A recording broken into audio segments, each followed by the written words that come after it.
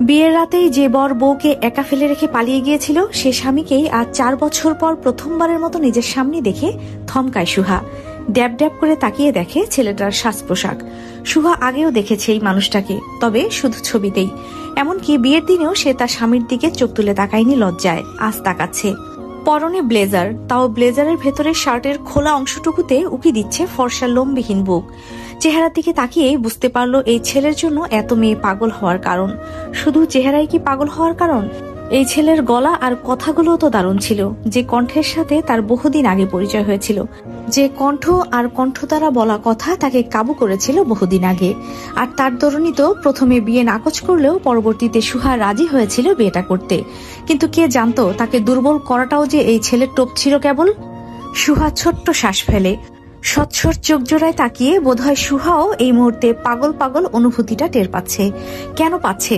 সে তো এই মানুষটার জন্য ঘৃণা জমিয়েছিল, অথচ এতকাল এই পাড়ার মেয়েদের কাছে আর স্বচ্ছর কাজিনদের কাছে এই ছেলের রূপের প্রশংসা শুনতে শুনতে এতটাই অভ্যস্ত ছিল যে আজ নিজেও মনে মনে এই ছেলের রূপ দেখে বাবা দিল। কিন্তু মনের ঘৃণাটুকু তো আর মুছে ফেলবার নয়, তাই তো এতকাল পর স্বামীকে কাছে থেকে দেখেও এক প্রকার এড়িয়েই চলে যেতে লাগলো সে। অথচ পুরোপুরি এড়িয়ে যেতে না যেতেই দেখতে পেল সুন্দরী এক মেয়েকেও, সাথে 2জন ছেলেও। মেয়েটা স্বচ্ছর হাত জড়িয়েই এক প্রকার ঠোঁট বাঁকিয়ে বলে উঠল, স্বচ্ছ, মনে হচ্ছে তোর বাবা মা আজ বাসায় নেই, আমরা বরং আজকের দিনটা তোর ফ্ল্যাটেই কাটাতে পারি, বল। সুহা নীরবে মেয়েটার হাত ধরা দেখলো, গা জ্বলে উঠল যেন। নিজে গিয়ে মেয়েটার গালে চর বসাতে মন চাইল, অথচ পারল না। স্বচ্ছ ততক্ষণে তাকালো মেয়েটার দিকে, হাত ছাড়িয়ে বিরক্ত সুরে বলল, ফ্ল্যাটে কাটালে আমি এত কষ্ট করে নিজের বাসায় আসলাম কেন? বাসায় এসেছি যখন বাসাতেই থাকবো, ওই মেয়েকে শায়েস্তা করতে তো হবেই আমার। মেয়েটার সঙ্গে সঙ্গেই বলল, কে? তোর খ্যাত বউটা? যদি এতদিন পর হাজবেন্ডকে দেখে আবেগে আপ্লুত হয়ে তোকে জড়িয়ে টড়িয়ে ধরে দোস্ত, তুই কি করবি তখন? সুহার মেজাজ চিরচির করলো। সে খ্যাত? তাকে খ্যাত বললে মেয়ে? সুহা দাঁতে দাঁত চিবিয়ে শুনল কেবল। সিঁড়ি পেরিয়ে যেতে যেতে স্বচ্ছ বলল, গর্ধপ, তোকে এনেছি কি করতে তাহলে? সুহা বুঝলো স্বচ্ছ কথাটা ওই মেয়েটাকেই বলেছে, এবং কেন বলেছে তাও বুঝলো। তবে নিজ স্বামীর সাথে এহেন সুন্দরী নারীর কথোপকথন তার সহ্য হলো না। রাগে নাক ফুলে উঠল। আরেকবার তাকিয়ে দেখলো মেয়েটিকে। ইচ্ছা হলো ঘাড় মোটকে দিতে, অথচ কিছুই করলো না ও। সুন্দরভাবে নজর সরিয়ে সিঁড়ি পেরিয়ে যেতে লাগলো। আর ঠিক তখনই স্বচ্ছতাকে উদ্দেশ্য করে বলে উঠল, এই যে মিস, শুনছেন, এই বাসায় কেউ নেই আজ? তালা দাও কেন, বলতে পারেন? সুহার রাগে দাঁত কিরমির করছিল, একটু হলেই যেন স্বচ্ছকে সে রাগে ঝলসে দেবে। অথচ সুহা সে রাগের ছিটা ফোটাও প্রকাশ না করে শান্ত হয়ে দাঁড়ালো। ভুরু কুচকে ঘাড় ঘুরিয়ে স্বচ্ছর দিকে তাকালো পাশের ছেলে মেয়েগুলোর দিকেও। পর মুহূর্তেই টান টান স্বরে উত্তর দিল, না, এই বাসার পুত্রবধূকে আজ দেখতে আসছে তো ছেলেপক্ষ, তাই সবাই রেস্টুরেন্টে গিয়েছে, ওখানেই দেখা দেখি হবে, বুঝিনি তো। আশেপাশে পাড়া প্রতিবেশী যদি পাত্রপক্ষের কান ভাঙায়, সে কারণেই। স্বচ্ছ টনক নড়ল। পুত্রবধূ? তার নিজেরই বউ? এই কারণেই মেয়েটা তাকে শেষ 2 সপ্তাহ জ্বালাচ্ছে কল করে করে, ডিভোর্সের হুঁশিয়ারি দিচ্ছিল। স্বচ্ছ বিস্ময় নিয়ে বলল, এই বাসার পুত্রবধূ মানে? কোন পুত্রবধূ? সুহা উত্তর দিল, একটাই তো পুত্রবধূ এই বাসার, জানেন না? ছেলে তো একটা অকর্মা, তাই ছেলের বাবা মা ভাবলো ছেলের বউয়ের নতুন করে আরেকটা বিয়ে দিক। স্বচ্ছর পাশে দাঁড়িয়ে থাকা বন্ধুটাও বিস্ময় নিয়ে বলল, কত বড় সাহস মেয়েটার, দেখেছিস? কত বড় সাহস! আমার এত সুন্দর বন্ধুকে ভুলে ওই মেয়ে নতুন সংসার বাঁধার স্বপ্ন দেখছে, ছলনাময়ী। স্বচ্ছর অপর বন্ধু স্বচ্ছর কাঁধে হাত দিয়ে দাঁড়ালো, চাপা হেসে বলল, বন্ধু, পাখি তো ফুরুত হয়ে যাচ্ছে। এই তোর বউয়ের ভালোবাসা? আমরা ভাবলাম তোর বউ তোকে ভালোবেসে গলায় ঝুলে পড়বে, আর এখন দেখি বউ নিজেই তোকে ছেড়ে দেওয়ার জন্য প্রস্তুত। স্বচ্ছ বন্ধুদের সামনে এহেন অপমান মেনে নিতে পারল না, দাঁতে দাঁত চিবিয়ে বলে উঠল, মেরে গাল লাল করে দেব ওই মেয়ের। আমায় না জানিয়ে বিয়ে করার শখই বা জাগলো কি করে ওই মেয়ের? ভাগ্যিস এতকাল কোনো এক গোপন গুপ্তচরের কাছে বউয়ের এসব অবাধ্যকতার খবর পেতাম, এখন তো দেখছি সত্যি মেয়েটা অবাধ্য হয়ে গেছে। সুহা মনে মনে হাসে। গোপন গুপ্তচরটাও যে সে, নিজে এটা ভেবে পেট ফেটে হাসি পায়, অথচ সামনাসামনি হাসে না। কৌতূহল দেখিয়ে জিজ্ঞেস করলো, আপনার বউ নাকি ভাই? বাধ্যগত বউ ছিল আপনার? বাধ্যগত বউ ছিল না, তবে আমার জন্য পাগল ছিল এই মেয়ে। 1 ঘন্টা কথা না হলেও পাগল পাগল ব্যবহার করত। সত্যিই তো, সুহা পাগল পাগল আচরণ করত। বিয়ের আগে 1টা মাস সময় দিয়েছিল কেবল স্বচ্ছ, আর তাতেই সুহা গলে জল হয়ে গিয়েছিল। নতুন নতুন প্রেমে পড়ে সে কি পাগলামি! অথচ দুঃখের বিষয় হলো তাদের সরাসরি একটা বারও দেখা হয়নি। প্রথমে তো সুহাই বিয়েটা নাকচ করে ছেলের মুখ দেখতে চায়নি। পরবর্তীতে স্বচ্ছ ইগো নিয়ে মেয়েকে দেখেনি, শুধু একটা চ্যালেঞ্জ নিয়েছিল যে মেয়েকে সে তার প্রেমে পাগল করেই ছাড়বে। অবশেষে পাগল করেও ছিল, বিয়েও করলো। তারপর সে নিজেই ছেড়ে দিয়ে বদলা নিল মেয়েটার ওপর। সুহা ভেবে দুঃখ পেল, কঠিন স্বরে বলল, কি করে বুঝলেন যে পাগল ছিল? স্বচ্ছ হেসে উত্তর দিল, কারণ আমি পাগল বানিয়েছিলাম তাকে। এখন বলুন, আমার বাসার সবাই কোথায় গেছে তা জানেন? জানলে ফটাফট বলুন। সুহার মেজাজ খারাপ, তার উপর স্বচ্ছর এহেন প্রশ্ন পছন্দ হলো না। রূঢ় স্বরে বলল, এই বাসায় কে কখন থাকবে তা জানার দায়িত্ব কি আমি নিয়ে রেখেছি? বলুন, বাসায় কেউ আছে নাকি নেই না জেনে কোথা থেকে টপকে এসেছেন? এসেছেনই যখন আগে থেকে বলে আসেননি কেন? দ্বিতীয় কথা, কারো কাছে কিছু জিজ্ঞেস করলে সুন্দরভাবে জিজ্ঞাসা করবেন।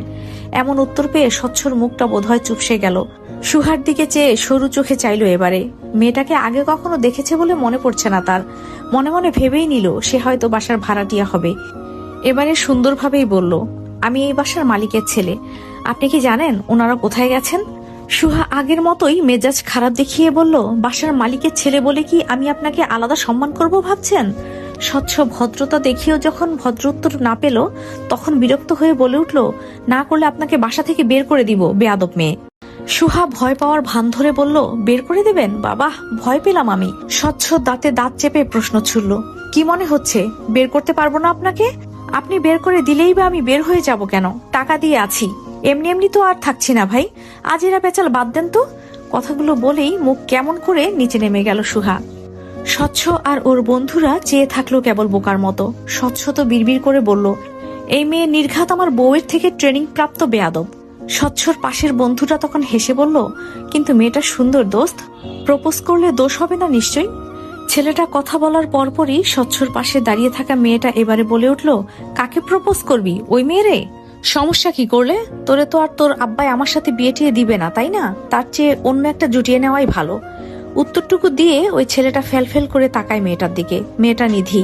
বাকি দুজন ছেলে হলো আবির আর সাদাফ, তিনজনই স্বচ্ছর বন্ধু। স্বচ্ছ কেমন করে তাকাতেই নিধি ক্ষেপে তাকালো সাদাফের দিকে, বলল, আবার বল। সাদাফ এই পর্যায়ে বিড়বিড় করেই বলল, কিছু না, চল স্বচ্ছর বউকেই খুঁজি আপাতত। স্বচ্ছ হতাশ, সে এসেছিল মেয়েটাকে শায়েস্তা করতে, আবারও নিজের প্রেমে হাবুডুবু খাইয়ে মেয়েটাকে গোল দিতে। অথচ এখানে এসেই শুনছে মেয়ে ফুরুত হয়ে যাচ্ছে তার খাঁচা থেকে।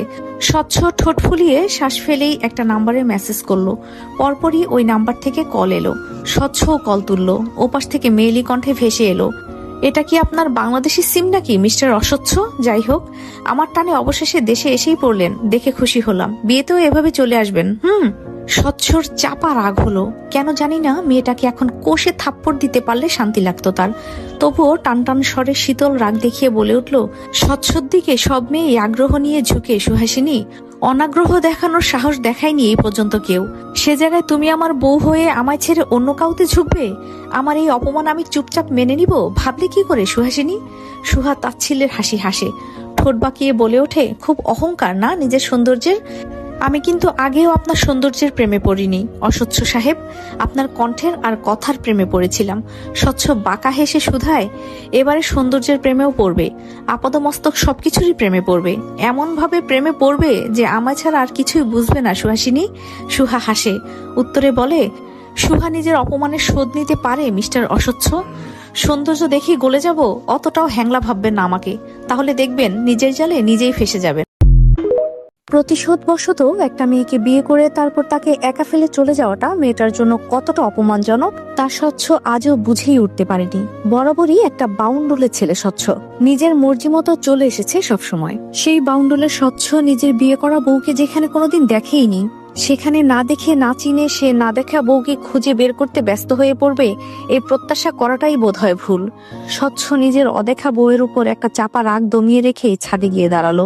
সাথে সাথে আসলো নিধি, সাদাফ আর আবিরও। বসার মতো তেমন কিছু না পেয়ে ছাদের দড়িতে শুকোতে দেওয়া একটা বিছানার চাদর টেনে নিল। অথচ বিছানা চাদরের মালিককে তা তাদের কেউই জানে না। অজানা মালিকের সে বিছানা চাদর নিয়ে অনুমতি না নিয়েই ছাদের খসখসে ফ্লোরে বিছিয়ে নিল চারজনে। তারপর বসে পড়ে সেভাবেই বিশ্রাম করলো অনেকটাক্ষণ। অবশেষে দুপুর হতেই খিদের জ্বালায় খাবার অর্ডার করলো চারজনে মিলে।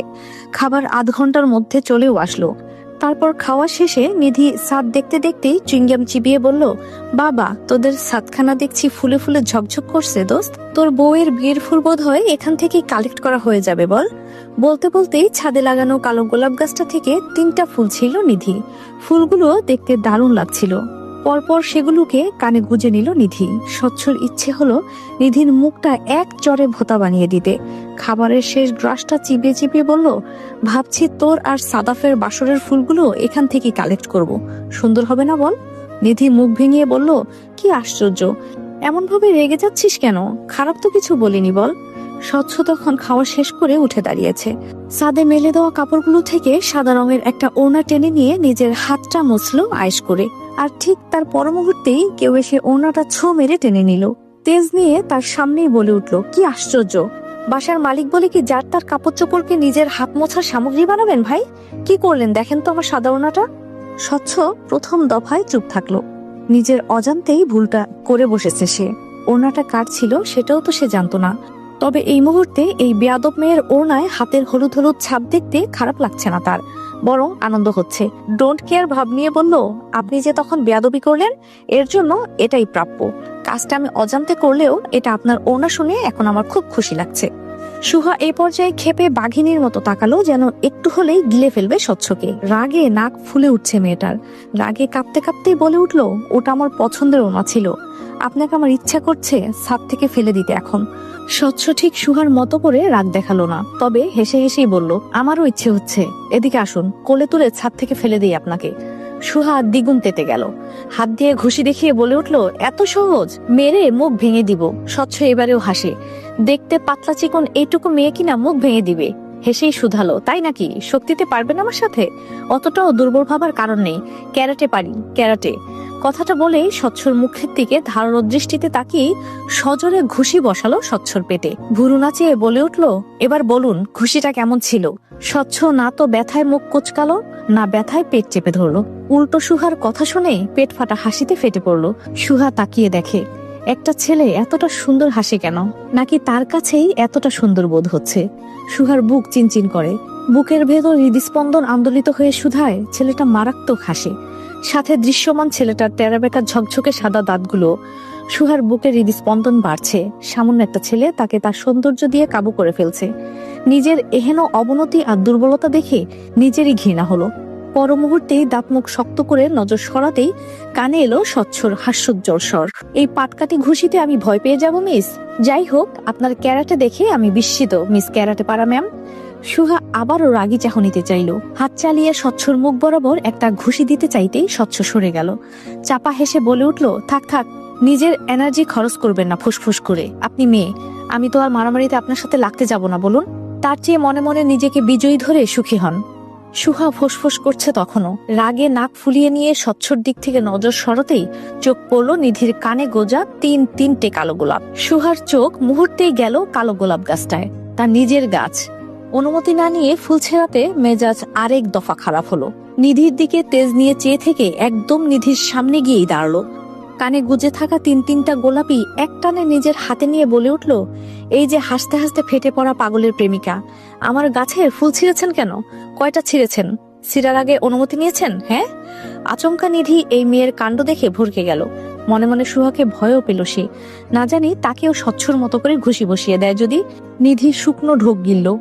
অনুমতি যে নেয়নি তা না বলে উল্টো বলে বসলো, আমি ছিঁড়িনি তো, স্বচ্ছ ছিঁড়ে দিয়েছে আমায়। এটা ওর নিজের বাসা না, তাই ও নিজেই ছিঁড়ে কানে গুজে দিয়েছে আমায়। সুহার মেজাজ চরম লেভেলে পৌঁছানোর জন্য বোধহয় এই একটাই কথা যথেষ্ট ছিল। স্বচ্ছর দিকে খেপা বাঘিনীর মতো এক নজর তাকিয়ে পরবর্তীতে আবার তাকালো নিধির দিকে।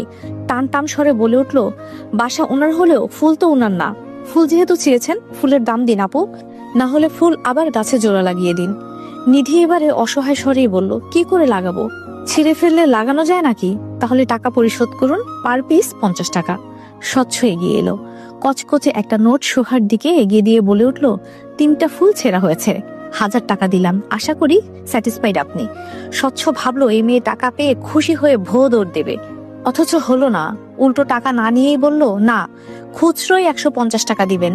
এখানে আপনার বড়লোকিপনা দেখতে দাঁড়িয়ে নেই ভাই, সাদাফের এবারে হাসি আসলো বন্ধুর এহেন অপমান আর সুহার হাবভাব দেখে। স্বচ্ছর কানে ফিসফিসিয়ে বলে উঠল, কি বেয়াদব মেয়ে দোস্ত, তোর একটুও সম্মান দিচ্ছে না দেখ। সাদাফ কথাটা কানে কানে বললেও ঠিক কানে কানেই কথাটা আবদ্ধ থাকলো না, এসে গেল সুহার কানেও। সুহা কটমট করে সাদাফের দিকে তাকাতেই সাদাফ ভয়ে আমতামতা করে বলে উঠল, শুনুন, আমার কাছে খুচরো আছে, দিচ্ছি দাঁড়ান। কথাটুকু বলেই মুহূর্তেই 150 টাকা এগিয়ে দিয়ে বলল, নিন 150 টাকাই আছে। সাদাফ এগিয়ে দিল টাকাটা, সুহা নিল, হুঁশিয়ারি দিয়ে বলে গেল, গুড, নেক্সট বার আমার গাছে হাত দিলেও হাত কেটে ফেলবো, মাইন্ড ইট। কথাটুকু বলেই চলে যেতে চাচ্ছিল সুহা। নিধি ফেল করে তাকিয়ে বলল, দোস্ত টাকা নিল, ফুলগুলো তো দিল না। স্বচ্ছ গুরুত্ব না দিয়ে বলল, ওই ফুল এতটা প্রয়োজনীয় না, বাদ দে।